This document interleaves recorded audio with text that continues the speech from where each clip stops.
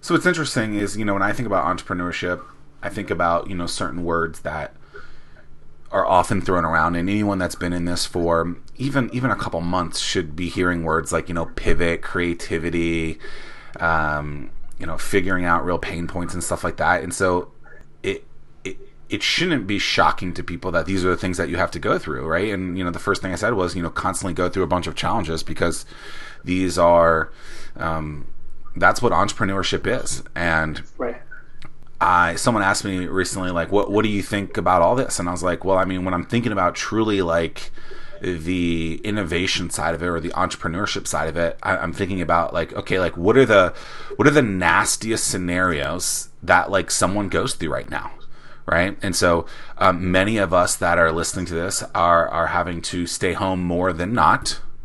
And when we do go out, we're more cognizant of when we have to touch something that might have been touched by something else, right? And so, putting a credit card into a machine, right?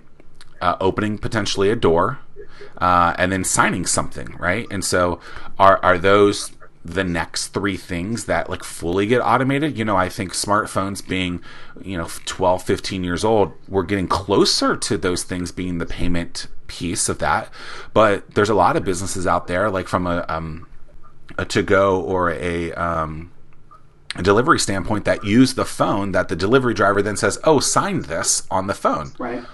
Well, that's not sanitary. That's not clean. That's kind of disgusting if you really think about it. And so if I were in a business from an innovation, hardware, software perspective at this point, like those would be the challenges that I would be thinking about and saying, hey, like, Right. how could I start building something like this, having conversations with these vendors, these businesses that are going through this, to be like, look, I appreciate that your delivery system is using cell phones. But the problem is I don't want to touch that other person's cell phone that's been Sure. wherever it's been.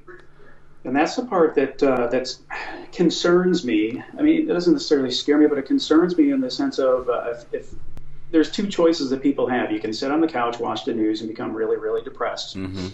Or you can look at the situation for what it is, and there's so much opportunity with chaos or whatever you want to call what's going on right now. There's so much opportunity that you can take advantage of right now. So many new problems that need to be solved. Or even someone like, as you and I both know, I'm a big fan of Tesla, but Tesla is totally retooling the manufacturing plant right now so that they can optimize so when they go back online, they can produce better, faster cars in terms of a production standpoint. So take this time now, think about what it is that you always wanted to do, ways that you always wanted to do things better, and take advantage of this downtime now so that when things actually go back to whatever that new normal is, you can hit the ground running. Yeah.